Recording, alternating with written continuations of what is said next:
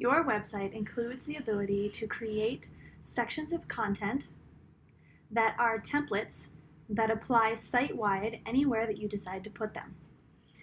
When you are making edits to your website and looking at the edit screen or edit page screen, like this one we've got pulled up here, anything that you see that is lime green, whether it's a module, a section, or a row or a section, if it's lime green, then any changes that you apply to it will be applied anywhere that this global template appears throughout your website.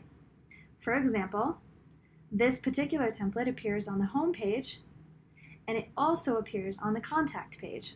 So if we were to go in and make a quick change, such as adding text right here, and then we were to hit save, the change would be implemented anywhere that this green global template appears.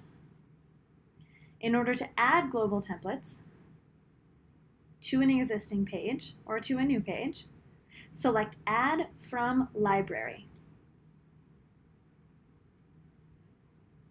Anything that appears in that same lime green is a global template. For example, the one applied here is called the Contact Section Global Template. There's also a few more on this particular site.